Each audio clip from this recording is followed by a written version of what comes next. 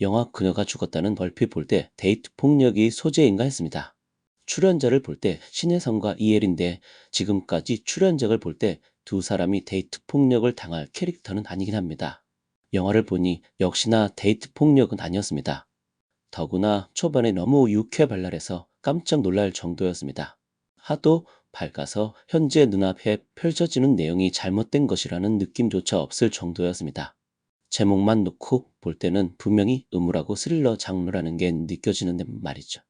영화를 다 보고 나면 제목에서 엄청난 비밀이 있다는 걸 알게 됩니다. 그냥 제목이구나 할 수 있지만 다 보고 제목을 다시 보면 다릅니다. 더구나 분명히 여자 주인공이 신혜선인데 초반에는 별로 두드러진 활약이 없습니다. 신혜선보다는 변요한이 모든 걸 전부 이끌어가고서 조연인가 할 정도였죠. 심지어 출연 분량도 중반까지는 살짝 적다는 느낌이 많이 들었습니다. 변요한이 초반에 활기발랄하게 내레이션으로 영화를 시작합니다. 굳이 왜 내레이션을 넣었을까요? 우리는 영화를 보고 있습니다. 영화는 새로운 세계관이 나오면서 우리가 현실이라 생각하며 보게 되죠. 내레이션이 있을 때는 대부분 과거를 회상할 때 나오죠. 또는 누군가에게 자신이 겪은 걸 설명할 때 나옵니다. 이 영화에서는 딱히 그런 건 아닙니다. 나레이션이 나오긴 하는데 굳이 말하면 영화를 보고 있는 관객에게 하는 말입니다. 왜 관객에게 변요한이 말을 하는지는 꽤 언밸런스합니다. 초반에는 자신이 즐거운 마음을 표현하기 위해인데요.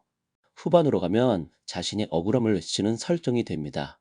자기 상황과 마음을 알아가려고 하는 거죠. 마지막에 변요한이 아닌 이엘이 하는 말이 핵심이라고 할 수 있습니다. 나쁜 놈이라고 하거든요. 영화가 시작하자마자 분명히 이건 나쁜 짓인데 하는 생각이 듭니다. 변요한이 너무 유쾌하게 이야기를 하니 아닌가 하는 생각도 들긴 하지만요. 어쩌면 그게 바로 나쁜 짓을 하는 사람이 보여주는 진실인지도 모릅니다. 아무리 나쁜 짓을 해도 반복하면 무감각해집니다. 자신이 한 행동이 나쁜 짓인지 이 여부에 대해 스스로 판단이 무뎌지죠.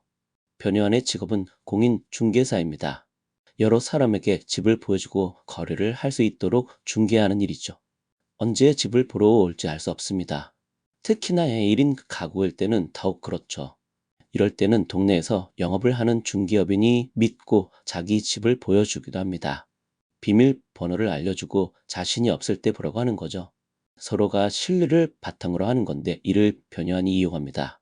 다른 사람의 삶을 훔쳐보는 거죠. 본인은 호기심이 많고 궁금해서 그런다고 나레이션이 나옵니다. 실제로 남의 집에 몰래 들어가 문제가 있으면 해결해 줍니다. 전등을 갈아주기도 하니까요. 여기에 그 집에서 없어져도 신경 쓰지 않을 물건을 전리품처럼 갖고 와서 비밀창고에 전시합니다. 분명히 나쁜 짓인데도 남에게 피해를 전혀 끼치지 않습니다.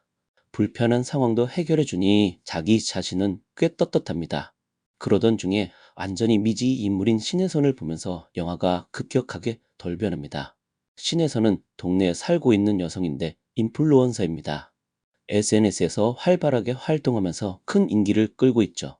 명품 등을 자랑하던 삶에서 어느 날부터 갑자기 애견이나 길고양이 등을 보살핍니다. 이런 모습을 변요한이 몰래 쫓아다니면서 보게 되죠. 변요한은 좀 더 신혜선을 알고 싶어 살고 있는 집을 들어가려 하죠. 노력해도 들어갈 수 없습니다. 분명히 이건 나쁜 짓이죠. 행운이 찾아온다고 신혜선이 집을 내놓겠다고 변요한이 있는 중개업소에 찾아옵니다. 심지어 자신이 없을 때 집을 보여주라며 출입문 키까지 줍니다. 변요한은 너무 좋아하며 몰래 집에 가서 막힌 세면대도 뚫어주며 자기 입장에서는 도와줍니다. 여기까지 볼 때는 영화가 어떤 식으로 흘러갈지 전혀 예상이 안 되는데요. 갑자기 신혜선에게 큰일이 생기면서 반전이 일어나고요. 그때부터 중간까지는 꽤 빠른 속도로 전개되며 변요한이 거의 혼자 이끌어갑니다. 신혜선은 아예 나오지도 않고 그 후 중간부터는 또다시 신혜선이 극을 이끌어가는 형식으로 영화가 구성됩니다. 영화 제목처럼 그녀가 죽었으니 포스터만 볼 때 이엘과 신혜선 둘 중에 한 명이죠. 이엘은 형사입니다. 신혜선이 죽으면서 영화가 본격적으로 시작되기도 하고요. 신혜선은 드라마에서는 늘 유쾌발랄하고 왈가닥까지 보여주는 캐릭터를 많이 하는데요. 영화에서는 거의 대부분 차분하고 정적인 캐릭터를 선보이는데요. 이번 영화에서도 유쾌한 모습은 나오지 않습니다. 드라마와 영화를 그런 식으로 캐릭터를 보여주니 그거 자체가 컨셉처럼 느껴질 정도로 교자로 출연하네요.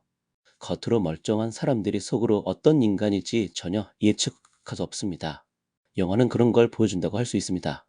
영화에서 비중이 있는 사람 중에 제대로 된 사람은 단 한 명도 없습니다.